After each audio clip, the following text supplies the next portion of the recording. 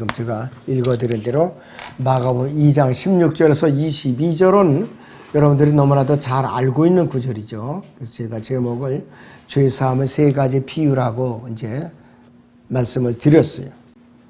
자, 이 본문에서 같이 예수 그리스도께서는요, 그 당시 유대 사회에서 버림받은 사람들과 의도적으로 만나서 교제하고 있어요. 그 당시 이 유대 사회에서 그 하류에 계층에 있는 사람들이죠. 세리라든지 그 다음에 거기에서 이제 아주 저 사람 취급을 못 받는 사람들하고 상대하고 계셔요. 그분께서는 세리를 부르셔갖고 제자의 한 사람으로 삼으셨어요. 세리는 최하류층에 속하는 사람들이에요. 완전히 부정축제의 온상이고 또 로마 이 제국의 앞잡이라고 사람들이 증오하는 사람들이에요. 마태복음 9장 9절을 보죠. 여기서 예수께서 그곳을 떠나 지나가시다가 마태라 하는 한 남자가 세무소에 앉아있는 것을 보시고 그에게 말씀하시기를 나를 따라오라고 하시니 그가 일어나서 주를 따라가더라 그랬습니다. 여러분들 세무공무원 한번 들어가기 얼마나 힘든지 아세요? 몇 년씩 공부해갖고 세무직 9급 공무원 들어가기도 굉장히 힘들어요. 근데 마태는 나를 따라오라고 하니까 그냥 따라갔어요. 다 집어던지고. 그러니까 마태는 건널 수 없는 강을 건너버린 거예요. 아유, 내가 잘못 생각했습니다. 다시 제가 복직할게요. 어림도 없어요. 한 번 사표내면 끝이에요. 여러분들 공무원 사표낸다고 다시 받아주던가요? 그걸로 끝이에요. 왜? 들어가고자 하는 사람들이 숱하게 줄을 서 있어요. 몇 년씩 공부해가면서 줄 서 있다 이거였어요. 근데 우리나라는 공무원이 너무 많아서 다리에요, 지금. 114만 몇천 명이에요.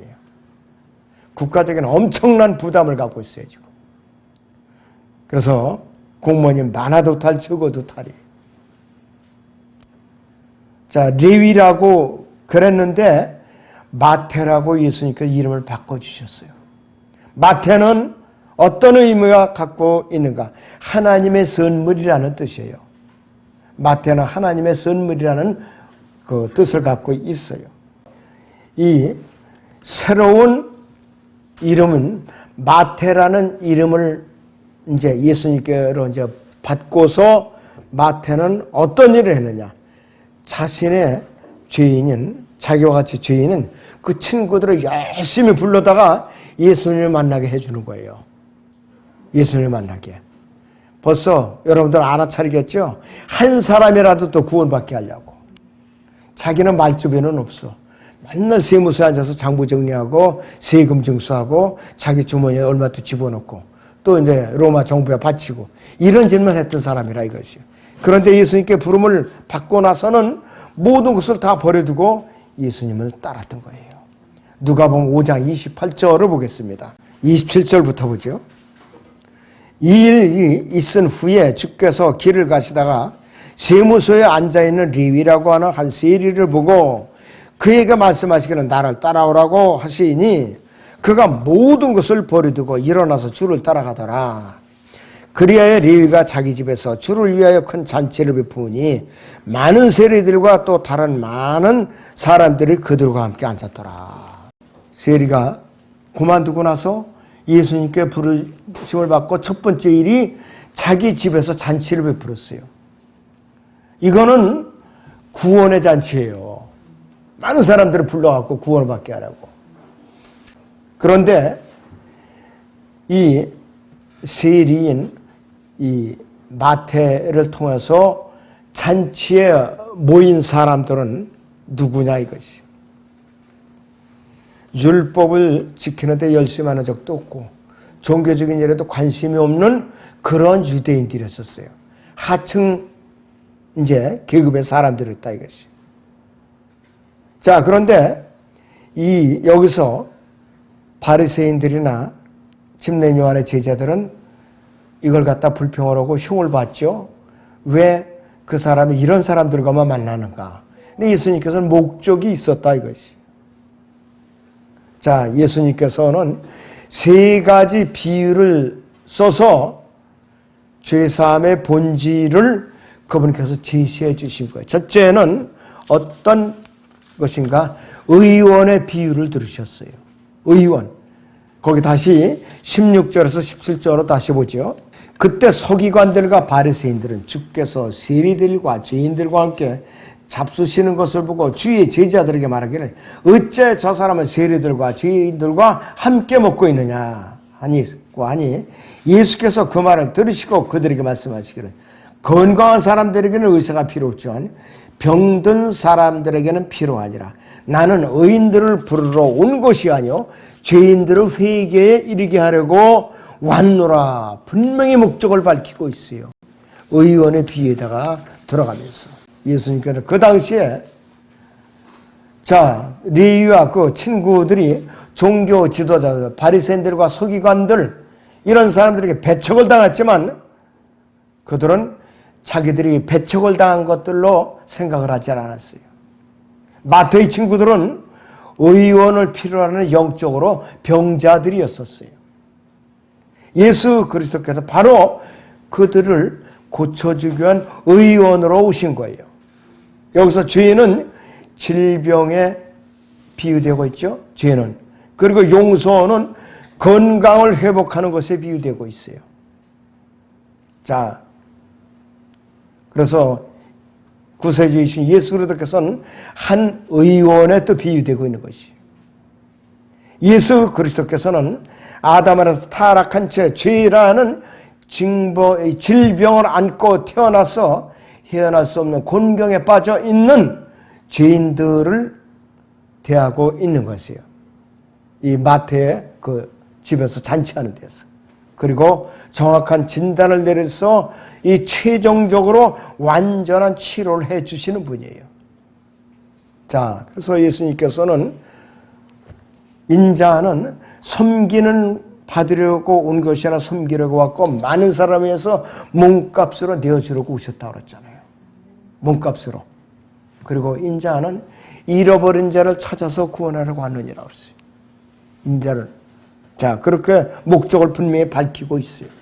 자, 그런데 예수 그리스도께서 치료할 수 없는 세 부류의 영적인 환자들이 있어요. 그분께서 치료하실 수 없는 세 부류의 영적인 환자들이 있어요. 첫째는 예수 그리스도에 관해서 알지 못하는 환자들. 예수 그리스도에서 안에서 전혀 알지 못하는 자들. 그 다음에 알기는 알되 예수님을 신뢰하려고 들지 않는 환자들. 고쳐줄 수가 없죠. 그 다음에 자신이 예수 그리스도로 전혀 필요로 하지 않는 것. 예수님을 인정하지 않는 자들. 이런 자들은, 이런 환자들이 있으면 치료할 수가 없어요. 구원받을 수가 없다 이 뜻이에요. 자, 그래서 서기관들과 바리새인은 오는 날 자기들의 의의를 지켜 세우는 죄인들과 더불어 세 번째 범죄에 속하는 자들이에요. 세 번째 범죄. 자신이 예수 그리스도를 필요로 한다는 사실을 전혀 인정하지 않는 자들. 자기 의의 천자들이라 이것이. 우리도 여러 사람들이 드나들었어요. 그래서 자기 의의가 가득 찬 사람들이 여러 명이 왔다 갔어요. 근데 그 사람들은 예수님을 이제 믿는다고 하면서 거듭나질 않았어요. 불쌍한 사람들이라 이것이. 예수 그리스도께서는 오직 죄인들만 구원하셔요. 의인들은 구원할 필요도 없고 그분이 상대조차 안 해주셔요. 그래서 예수님께서는 인자는 잃어버린 자를 찾고 또 구원하려고 왔느니라 그랬어요. 선지자들 시대에도 그랬지만 예수로도 당시에도 백성들에게 영적인 필요를 이제 영적인 치료를 잘 해준다고 주장하면서도 엉터리로 전언자들이 있는데 거짓 선지자들이에요. 그 당시에 예수님 당시에는 누구냐? 선임 제사장들, 서기관들, 바리새인들이라 이것이. 그러니까 엉터리 치유자들이라 이것이야. 이 사람들은 아무리 하나님의 말씀을 증거해도 한 사람도 구원받게 하지 못한 자들이에요. 그들 자신들이 죄인들이니까. 그래서 외적인 치유는 했지만은 내적인 영적인 치유는 전혀 할 수 없는 능력이 없는 무능한 자들이라 있다. 오늘날도 이런 무익한 의원들이 기독교 안에 쫙 깔려 있어요. 쫙 깔려 있다 이것이. 어떤 사람들은 말은 잘해요. 설교도 잘해요. 또 쪽방촌을 찾아다니면서 복음도 열심히 전해요. 그런데 요한계시록을 세대적으로 구별을 못해갖고 엉망진창으로 다 강의를 하더라고요. 근데 열광적으로 사람들이 들어요. 또 환난 전 휴거가 옳은 것인가, 환난 후 휴거가 옳은 것인가, 이 사람의 결론을 환난 후 휴거에다가 마치더라고요. 그럼 예수님 몸이 환난을 통과한다는 소리 아니에요. 그 사람들이 제가 그래서 들으면서 다 좋은데 너는 그것 때문에 망쳤구나, 여러 사람을 또 오염시키고 있구나, 그 생각. 그러니까 여러 사람은 지금 이 어려운 시기를 통과했고 대환란으로 몰아놓는 일꾼밖에 안 되는 거예요. 참 안타깝지요. 정보도 많아요. 이 사람이 굉장히 많아요. 여러 가지 유익한 정보도 많은데 세대적으로 올바로 구분을 못하니까 사람들을 대환란으로다가 이끌어가는 인도자밖에 안 되더라 이거예요. 신랑의 비유가 있어요. 본문 마가복음 2장 18절에서 20절을 다시 봅니다.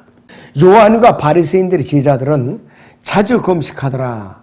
사람들이 와서 주께 말씀드리기를 요한과 바리새인들이 제자들은 금식하는데 어찌하여 당신의 제자들은 금식하지 아니하나이까라고 하니, 예수께서 그들에게 말씀하시되 신혼방의 아이들이 신랑이 그들과 함께 있는 동안 금식할 수 있겠느냐? 그들이 신랑과 함께 있는 동안에는 금식할 수 없느니라. 그러나 신랑을 그들에게서 빼앗길 날들이 오리니 그러면 그날들에는 그들도 금식하리라 그랬어요. 예수 그리스도께서 사역하실 당시에 제사장들, 서기관들, 바리새인들이 예수 그리스도께 첫 번째로 의문을 제기한 것이 있어요. 죄인들과 친구처럼 지내는 것. 두 번째는 왜 그분께서 이런 죄인들과 함께 식탁에서 같이 식사 교제를 하는가? 그들에게는 예수 그리스도의 이 행동이 너무나도 부당하게 보인 것이요. 과연 하나님의 아들로 오셨다면 감히 왜 이 더러운 부류와 상대를 하느냐 이거예요. 침례인 요한의 제자들도 거리를 뒀어요. 이들과는 거리를 뒀어요. 자, 예수 그리스도께서는 자신이 죄인들을 회개에 이르게 하려고 오셨다고 분명히 목적을 밝히고 있어요. 자기 의를 소유한 의인들을 부르러 온 것이 아니다. 결코 아니다 이것이. 자, 그래서 서기관들과 바리새인들이 유대인들에게 지어준 율법의 그 무거운 짐을 갖다 벗겨주려고 왔다 이거예요. 벗겨주려고. 이 유대인들은 율법을 포함해서, 의식을 포함해서 이 종교 지도자들이 만들어 놓은 전통까지 해갖고 600가지 정도가 됐다고 그래요. 지킬 수가 없어요. 자기들도 지킬 수가 없는 것을 그 무거운 짐을 갖다가 백성들에게 지어놓은 것이에요. 너무나도 참 딱하지요. 마태복음 23장을 보지요. 3절을 보시면 그들이 너에게 지키라고 한 모든 것을 지키라고 지키고 행하라. 그러나 그들이 행위는 본받지 말라. 이는 그들이 말만 하고 행하지 않음이라. 이는 그들이 지기 힘든 무거운 짐을 묶어서 사람들이 어깨에 지어놓고 자기들은 그것을 옮기는데 손가락 하나도 대려고 하지 아니함이라. 자, 그리고 자기들은 안 지켜요. 백성들에게만 잔뜩 지어놓은 거예요. 그러니까 백성들은 숨 하나 제대로 편히 쉴 날이 없어요. 너무나도 힘드니까. 그래서 예수님께서 이 무거운 율법의 짐을 내려놓게 하려고 오신 분이에요. 내려놓게 하려고. 자, 로마서 10장을 보죠. 4절을 보시면 이렇게 말씀을 하고 있어요. 그리스도께서는 믿는 모든 사람에게 의가 되시고자 율법의 끝이 되셨느니라. 율법에 마침표를 찍어주셨다고. 너무나도 힘든 율법. 그럼 어떻게 율법이 끝이 되실 수가 있었는가? 갈라디아서를 잠깐 보시면은 그래서 그분께서는 율법 아래 태어나신 거예요. 이 갈라디아서 4장 4절에서는 이렇게 말씀을 하고 있어요. 그 때가 차니 하나님께서 자기 아들을 보내시어 여자에게서 나게 하시고 율법 아래서 나게 하신 것은 율법 아래 있는 자들을 구속하셔서 우리로 아들이신 분을 얻게 하려 하심이라. 율법의 짐을 벗겨주고자 오신 분이에요. 율법의 짐을 벗겨주고자 하신 거예요. 그런데 이 시대에도 웬만한 교회들이 구원을 받았다고 하면서 율법을 지키도록 강요를 하고 있어요. 무거운 짐이 너무나도 많아요. 송구영신 예배 무거운 짐이에요, 여러분들. 물론 나쁜 거는 아니에요. 그러나 그걸 안 하면 뭐 죄인 취급하고 이런 식으로. 여러분들, 그런데 평상시에 믿음이 없던 사람들, 예배에 관심이 없던 사람들은 축복 기도 받으려고 또 그런 거는 또 관심이 있어요. 그 다음에 맥주감사절, 추수감사절, 부활절, 성령감림절 요런 때는 솔깃해갖고 이제 사람들이 물어봐요. 이러면 안 되죠. 변함이 없어야 돼요. 우리. 예수님께서는요, 유대인들을 어떻게 해서든지 복음을 전해서 왕국 복음을 전해서 구원받게 하려고 오셨지 그들을 속박하거나 짐을 지어주려고 오신 분이 아니라 이거예요. 이 유대인들은 자 이스라엘은 하나님과 혼연한 백성이에요. 간음했잖아요. 호세아 선지자를 통해 갖고 징계를 통해 갖고 관계를 회복하고자 하는 것이 호세아서의 메시지입니다. 자, 그런데 예수님께서는 여기서 중요한 말씀을 하셨죠. 마가복음 2장 20절을 다시 봅니다. 그러나 신랑을 그들에게서 빼앗길 날들이 오리니 그러면 그 날들에는 그들도 금식하리라 그랬어요. 신랑을 그들에게서 빼앗길 날들은 무엇을 의미하는가? 그들이 갈보리 십자가 예수 그리스도로 못 박아 죽이는 거예요. 바로 그의 피를 우리와 우리 자손에게 돌리라 그랬어요. 가이사 외에는 우리에게 왕이 없나이다 하면서 그를 십자가에 못 박고서서 십자가에 못 박고서 이러면서 아우성을 쳤더니 그러니까 자기들의 신랑을 자기들의 스스로 이혼을 한 거예요. 스스로 필요 없다고 갈보리 십자가에 못 박아 죽였고 그러니까 이들에게는 어떻게 되느냐 앞으로 큰 환난이라는 선물이 기다리고 있어요. 금식하면서 땅을 치며 부르짖고 통곡을 해야 돼요. 앞으로 바로 이것을 말하는 것이 성경대로 죽으시고 장사되시고 사흘 만에 부활하셔갖고 그분께서는 셋째 하늘로 돌아가셨다 이거예요. 올라가셨어요. 제자들도 이것을 알아차리지 못해서 처음에는. 그런데 다른 사람들은 비유로 말씀하시고 제자들에게 설명을 해주셔 일일이 그렇게 하신다 이것이. 우리 성도들에게는 인상 찌푸리고 살라는 것이 아니에요. 언제든지 성령 안에서 기쁨으로 살라고 하는 것이지. 그래서 사람들이 어쩌된 일인지 새벽기도만 갔다 오면 인상 찌푸리고 하루 종일 이렇게 산다 이거예요. 이거는 구원받지 못한 증표예요. 이러면 안 되는 거예요. 이래서 왜? 마음으로부터 진정한 기쁨이 있다면 이래서는 안 되잖아요. 그러면 갈라디아서 5장 20절에서 21절이 그 말이 그 내용이 사도 바울이 왜 기록하는가? 기록하지 말아야죠. 그래서 사람들이 잘못 알고 있다 이것이. 죄사함의 세 번째 비유가 있어요. 옷과 가죽 부대의 비유예요. 옷과 가죽 부대 21절에서 22절을 봅니다.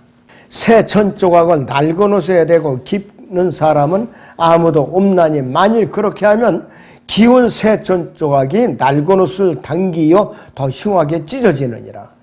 새 포도주를 낡은 가죽 부대에 붓는 사람은 아무도 없나니 만일 그렇게 하면 새 포도주가 그 가죽 부대를 터뜨려 포도주도 쏟아지고 그 가죽 부대도 망가지리라.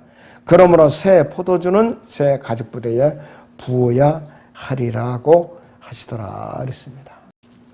자, 그 당시 종교 지도자들은 절충안을 바랐던 거예요. 자기들의 율법하고 예수님께서 전하는 교리하고 혼합 절충안을 바랐던 거예요. 좋은 장점만을 취하려고. 근데 예수님께서 아니다 이것이요. 새촌 조각을 헌옷에서 기어본들 무슨 의미가 있느냐. 그냥 낡아 빠진 헌옷에 불과하다 이것이요. 그리고 이 포도즙을 갖다가 낡은 가죽 부대에 담아본들 견뎌나가느냐. 터져버리고 만다 이것이요. 그러니까 엄격하게 성별을 해야 된다 이거예요. 타협이라는 게 있을 수가 없다 이거예요. 바로 누가복음 5장을 잠깐 봅니다. 36절에서 39절을 보죠. 주께서 또 비유로 그들에게 말씀하시기를 새 촌조각을 낡은 옷에 대고 깁는 사람은 아무도 없나니 만일 그렇게 하면 새 것도 헤어질 것이 될 뿐만 아니라 새 것에서 자른 촌조각과 낡은 옷도 어울리지 아니하느니라. 또 새 포도주를 낡은 가죽 부대에 붓는 사람은 아무도 없나니 만일 그렇게 하면 새 포도주가 그 가죽 부대로 터뜨려 포도주도 쏟아지고 가죽 부대도 망가지리라. 그러나 새 포도주는 새 가죽 부대에 부어야만 하나니 그리하면 둘 다 보존되느니라. 또 묵은 포도주를 마시고 즉시 새 포도주를 원하는 사람은 아무도 없나니 이는 그 사람의 말에 그래 묵은 것이 더 좋다 함이라고 하시더라 이랬습니다. 여러분들 율법하고 은혜하고 섞을 수가 있어요? 도저히 불가능해요. 섞일 수가 없어요. 도저히 불가능하다 이것이. 여러분들 은혜의 복음과 종교하고 섞일 수가 있나요? 불가능하다 이것이. 그래서 모세의 경륜이 쇠해져서 낡아져서 이제는 사라질 단계에 와 있다는 뜻이에요. 그것이 바로 히브리서 8장 13절을 보죠. 그가 말씀하시기를 새 언약이라고 했으니 그가 먼저 것은 옛것이 되게 하신 것이라 이제 낡아지고 오래된 것은 사라져가느니라 그랬습니다. 만약에 예수님께서 그 당시에 사역을 하실 당시에 유대인들이 예수님을 그들이 메시아로 받아들였다면 이 새 언약이 맺어진 거예요. 바로 맺어졌다 이것이에요. 그런데 그분을 갈보리 십자가에서 못 박혀서 거부했기 때문에 그들이 새 언약은 대환란을 거쳐서 남은 자들만 통해서 지상왕국을 세우기 직전에 새 언약이 맺어질 거예요. 그 사이에 덕을 보는 것은 이 시대의 이방인들이 덕을 보는 거예요. 은혜의 복음을 듣고 구원을 받아서 그분의 신부로서 더해지는 걸 알지. 율법은 돌판 위에 가나 사람들이 마음판에 기록된 것이라 이것이. 자, 그래서 우리는 이 신약시대의 성도들은 성령 안에서 우리는 성령 안에서 하나님과 하나가 된 거예요. 예수 그리스도가 내 안에 내주하시는 거예요. 율법의 의를 우리는 성령 안에서 이룬 사람들이에요. 그러니까 우리는 이제는 율법대로 살 필요가 없다 이것이에요. 유대인들이 참 여러 가지로 속상하고 약이 오르는 일이 많아요. 로마서 9장을 보지요. 30절 보시면 그런즉 우리가 무슨 말을 하리요? 의를 따르지 아니하던 이방인들이 의에 이르렀거든 믿음에서 난 의라 그랬습니다. 하나님의 의이신 예수 그리스도 하나 때문에 이방인들이 하나님의 의이신 예수 그리스도 믿고 다 구원을 받았어요. 그런데 반대로 31절에서 의의 법을 따르던 이스라엘은 의의 법에 이르지 못하였으니 어찌하여 그렇게 되었느냐? 이는 그들이 믿음으로 의를 구하지 아니하고 율법의 행위로 되는 것처럼 구하였기 때문이라. 그들이 그 걸려 넘어지게 하는 돌에 넘어진 것이라 이랬어요. 율법을 지켜서 구원을 받으려고 발버둥을 치고 아우성을 쳤으니까 이들은 어떻게 되느냐? 먼저 하나님을 알았지만은 구원은 늦게 받게 됐더라 이거 이렇게. 큰 환난을 거쳐서 곤욕을 치르고 일부만 구원을 받는다 이것이에요. 이들은 이 시대에. 그래서 우리는 새 옷에다가 이제 조각을 갖다 기워도 안 되고 새 포도즙을 헌 가죽 부대에 부어서도 안 된다. 율법과 은혜를 섞을 수가 없어요. 섞으면 그 사람은 사기꾼이에요. 종견이라 이것이. 자, 구원받지 않은 이방인들과 유대인들과 다를 게 뭐가 있느냐 이거예요. 그래서 철저하게 우리는 은혜의 복음으로 성별만이 있을 뿐이에요. 네, 기도하겠습니다.